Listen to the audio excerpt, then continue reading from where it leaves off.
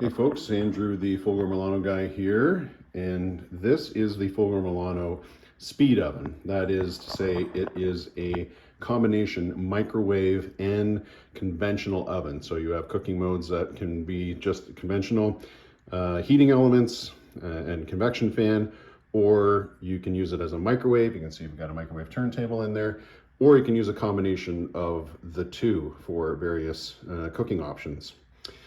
As you may see, what we're going to tackle today is I have a flickering display board on here. So today we're going to change that out. And sometimes I've noticed that there's a bit of a stutter in the rotation of the glass when the microwave is being used. So I figure if I'm going to be pulling out the oven to change the electronic, I might as well change the motor, the drive motor as well, while I'm in there. So here I have the parts I'm going to be using today. I'm only going to be using one of these electronics, but I wanted to show you there's a difference between these two. There's a new model of display board.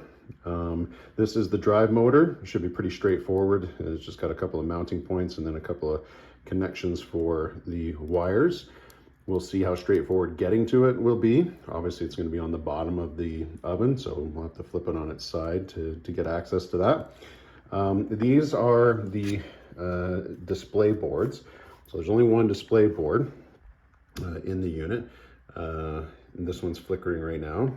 But what I want to show you is how to identify an old board versus a new board. So they always have a part number written on them. So in this case, the part number is the model number that we see here.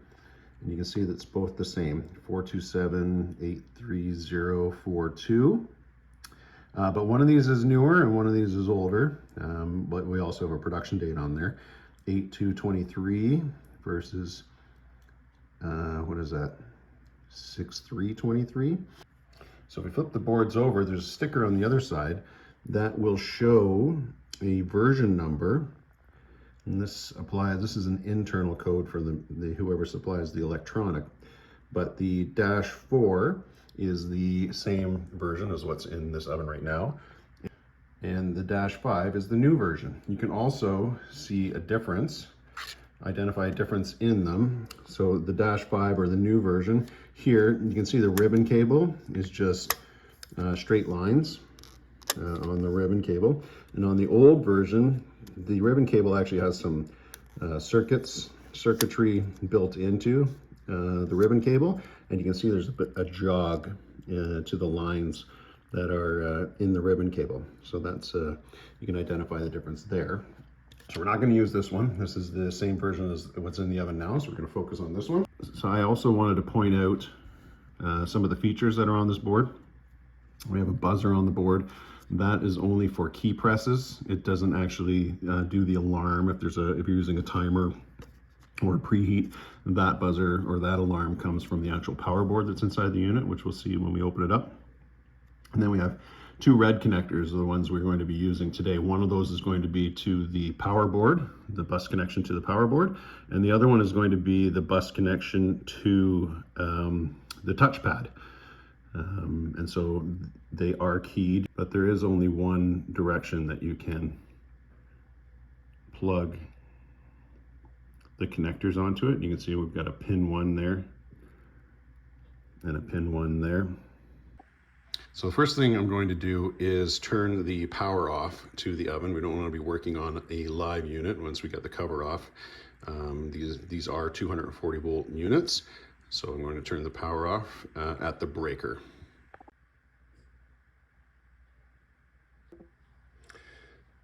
First order of business is uninstalling the unit so that we can get access to the back of it. And before I do that, I'm actually going to remove the door. It'll make it easier and lighter to move the oven. So in order to do that, open the door.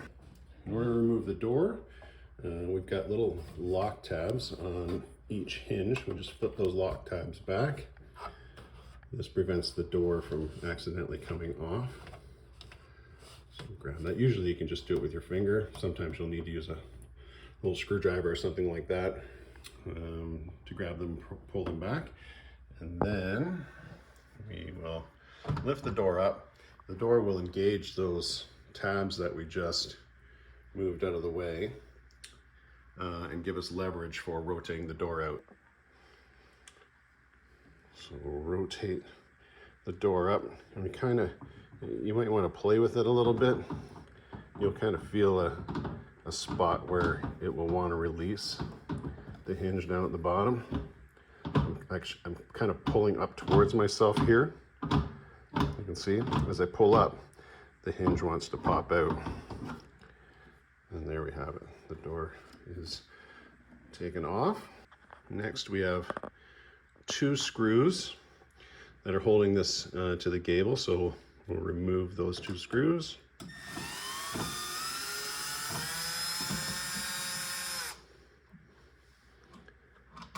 And you can see there's a little bushing as well that comes with the install kit, so try not to lose that. Remove the other screw.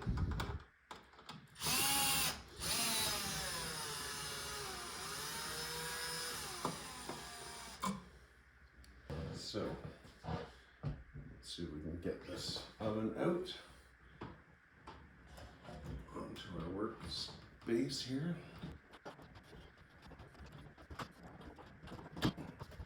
So firstly, we remove the back.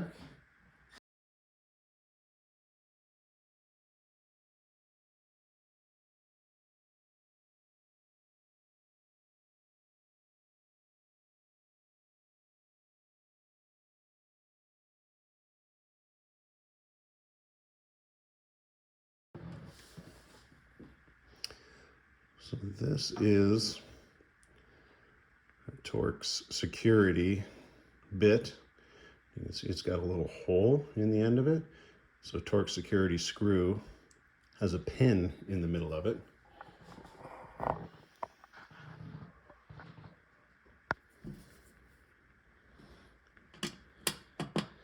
So you have to have those special security bits. Take off the bottom one. Appears to be a little bit longer as well than the other screws. Take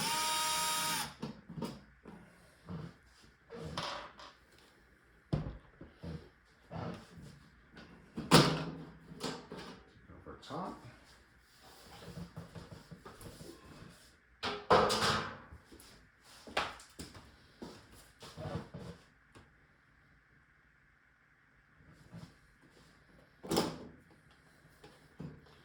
Remove our back. You can see here the wire connection for the drive motor. So firstly, let's tackle the electronic control, electronic display. Looks like it might be difficult to get to these screws because of the slope of this metal here. Getting our driver in there. So I'm actually what we're gonna do is remove these 2 screws.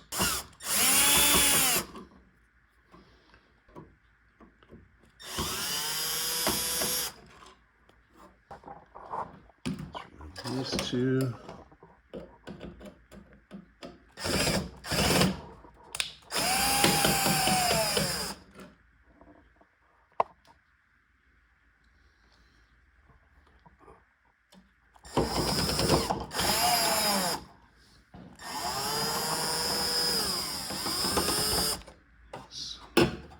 Support that glass.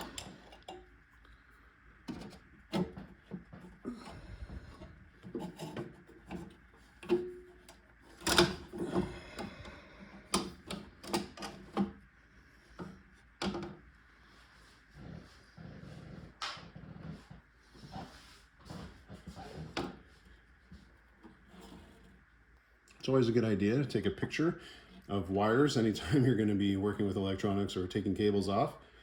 In this case, it would be fairly straightforward. We're only going to disconnect this one right now. Be very gentle as you're pulling that off the board. It will come off quite easily. You can see that it is pinned and keyed, so it can only go in one direction. We'll take the ground off, and then we have full access to the electronic. Okay, now we're going to replace this electronic with this electronic. Of course, we want to have it in the same orientation. This is the top, because remember our keypad or control touchpad is on the right hand side of the unit, and then here we've got a gasket down at the bottom to help seal it up. So in order to release this display board from the metal housing, you can see they've bent in some tabs. It's quite soft metal. You can bend those tabs out with your fingers, or if you like, you can use a pair of pliers. But then the display board still doesn't come out easily, because you've also got this kind of geometry, these snap-ins on the plastic. So we'll use a small screwdriver to kind of start releasing those as we lift up on the board to get it out. So I'm just going to lift up gently as I push in the tabs to release the board, and that's got it out. And we want to be sure that we connect this bus cable system. So gently try and hold it close to the connector. Pull it up. We'll put that aside. And we will connect it in the same orientation, the same place. Should feel a good positive snap in there. Most important, before you put everything away and put it in, peel off the protective film off the new electronic, and we'll just set it down into place. You'll feel it kind of snap in. We can bend those metal tabs back in just for added security.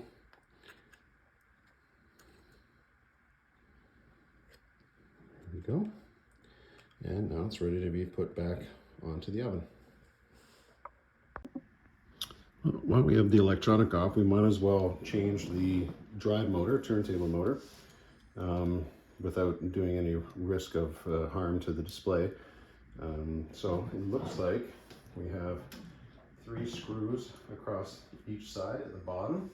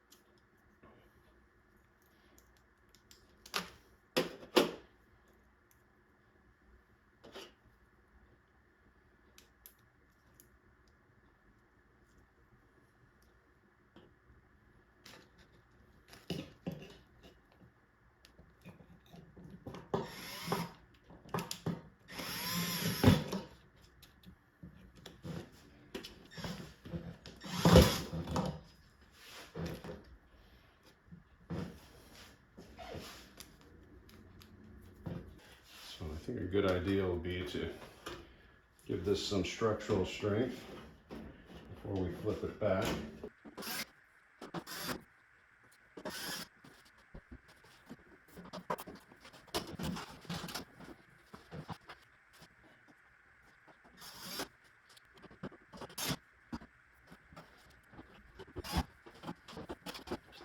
Let's get our display board back on. Connect our ground. Connect our bus cable to the power board.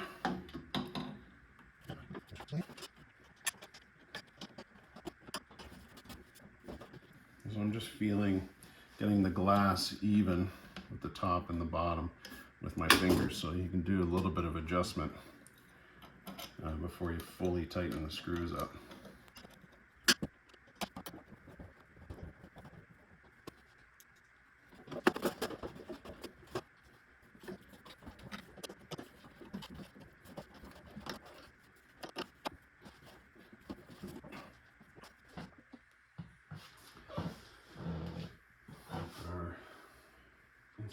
Noise insulation pad on top.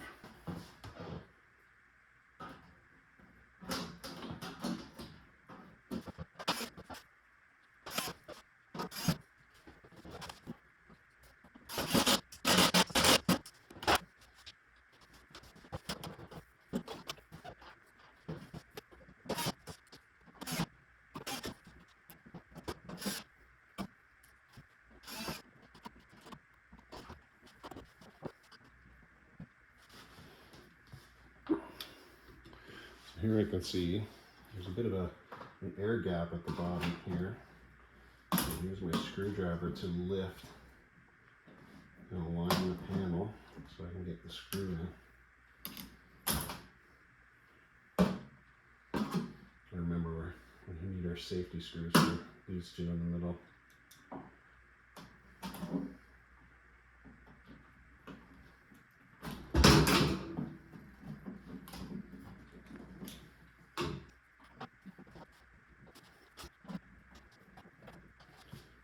Lastly, our security screws.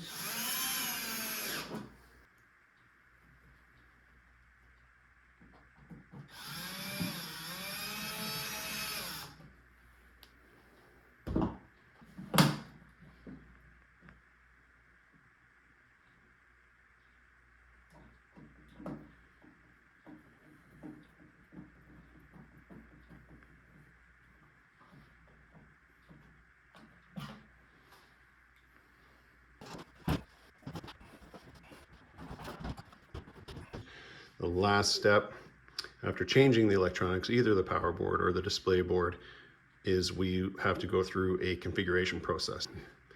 These display boards can be used in multiple styles of ovens: steam oven, speed oven, regular oven, things like that. So once we put a new electronic in there, we have to tell it what configuration to use for the particular oven that we're putting it into.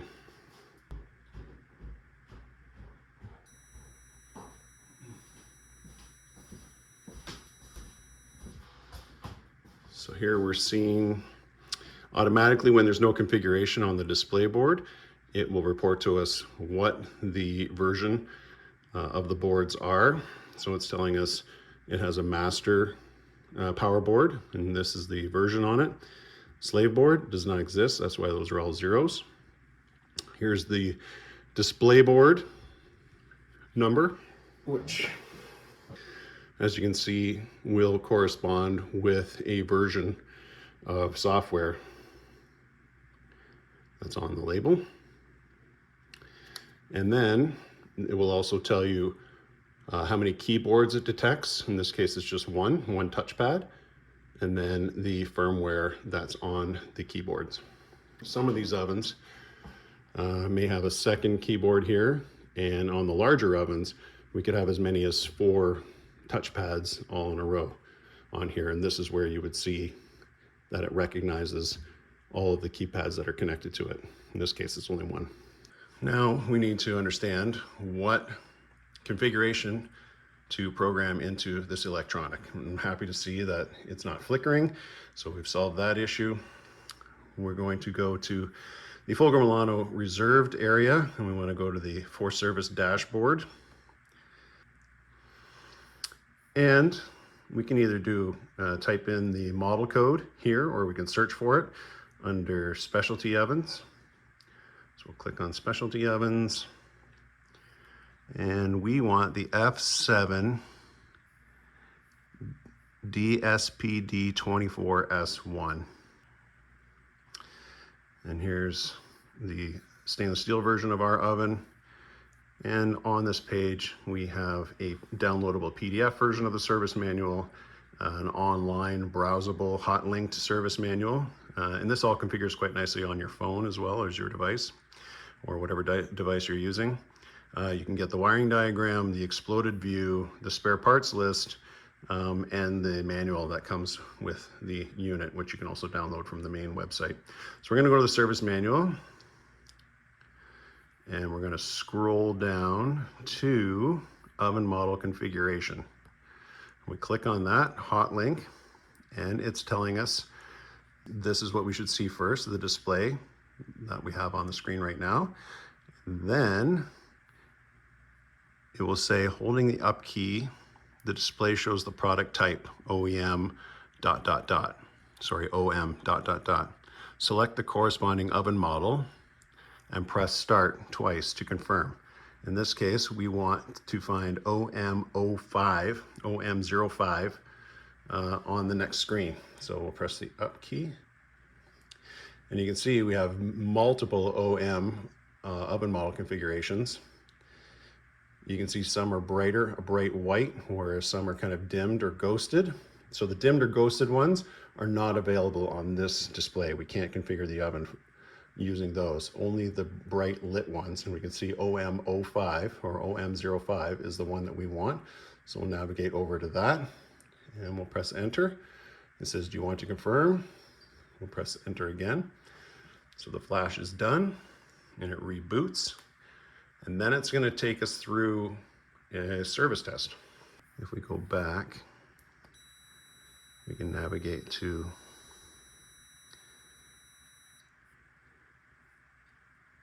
test procedure. So we get the same screen again. And we're going to step next. Now you can see we're not choosing the oven model anymore. That's already been configured. Now we're going to go through testing all of the display and loads that you can see also in the service manual here. So showing all keys red, yes, that looks good. We'll go to the next step, pressing up arrow, showing all keys white. Yes, that's good. Now this is all pixels lit or all pixels white on the display. So this is the new display we just installed. And we want to make sure that everything is working. It looks good. We'll press the up arrow again. Now it'll show your key functions. Back pressed. So if we push the up, obviously it's going to go to the next step. So on off, left pressed, OK pressed, right pressed, timer pressed, down steps us back. Obviously that one's working, and light pressed. So all the buttons are working and detecting our finger touch. Go to the next step. Meat probe test. Meat probe is disconnected. This oven does not have a meat probe, so we'll go to the next step. Dielectric test. So here we can see S00. Each one of these steps is explained in the service manual. We can go to the next step, oven light test. That's fairly straightforward. Next step is convection fan. So that's at the back of the oven cavity.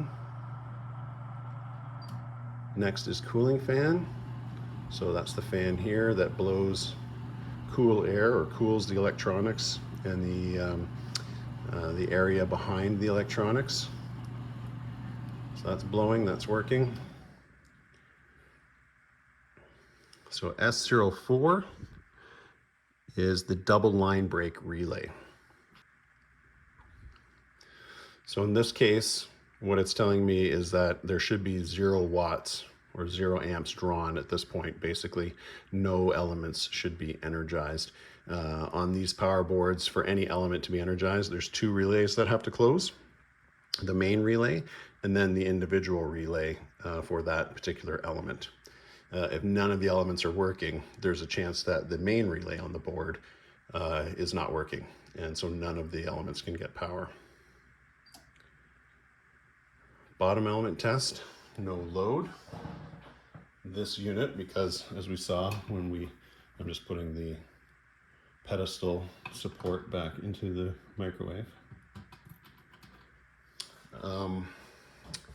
In this case, this doesn't have a lower element. If it was a regular oven or even the steam oven, have a lower concealed element under the bottom. In this case, we want no load. Broil element test, out okay. So it's just checking that it can send electricity out through the element and get a signal back. So basically checking for continuity. Ring element is also okay. So that there's an element around the convection fan at the back, behind the back wall. Auxiliary element test, no load. In this case, it's telling us the S08 is the magnetron. So the heating element relay must be actuated together with the double relay and verify the amperage. So it's showing us no load, but in this case, the magnetron should be energized.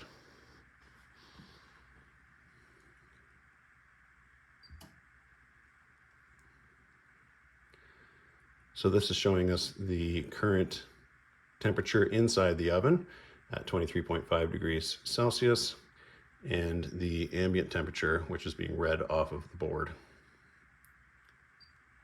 So now, finalize is the last step to avoid further flash writing. Do you want to continue? So it looks like it passed all the tests. We put the proper configuration in there. So now we can press enter. Master unit finalizing. Please press start. Manual test was passed. Do you wish to confirm? Yes. So now the very last step is basically a hard reset or a hard reboot. So I'll go back down, we'll turn the breaker off for a couple of seconds, and then we'll turn it back on again. And the next time it reboots, we should get the logo welcome screen and the unit will be operational.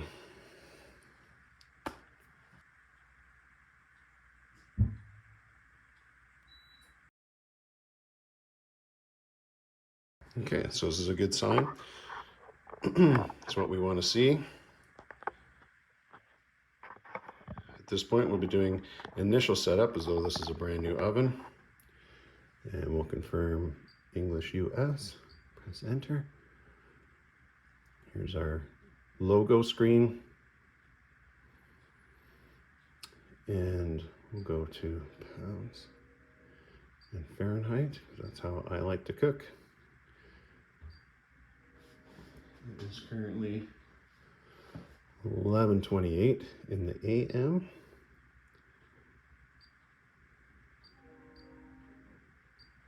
Oops, I want to go back.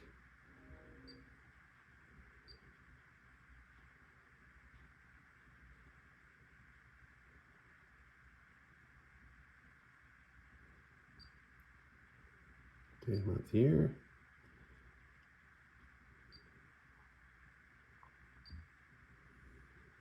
So that is the correct date. It must be pulling that from the power board.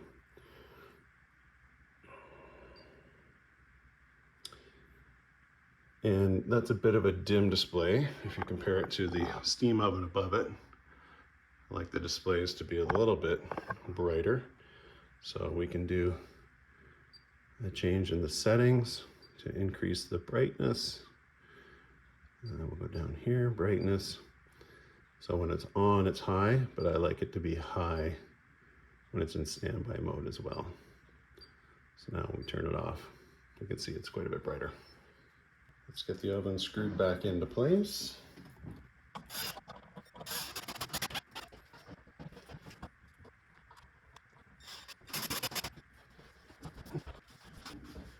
And we'll get our door put back on.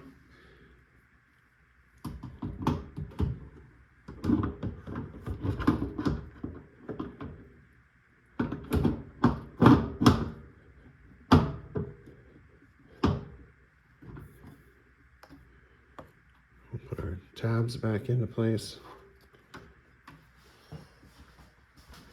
Let's put our turntable back in. Want something to absorb the energy.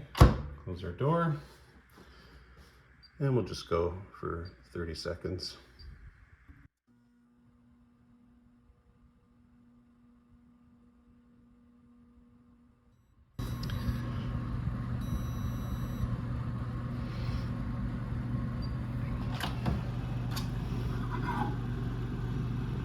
Water's definitely gotten hotter, so I think that's a win. Hopefully you found this interesting and helpful. Thanks for watching.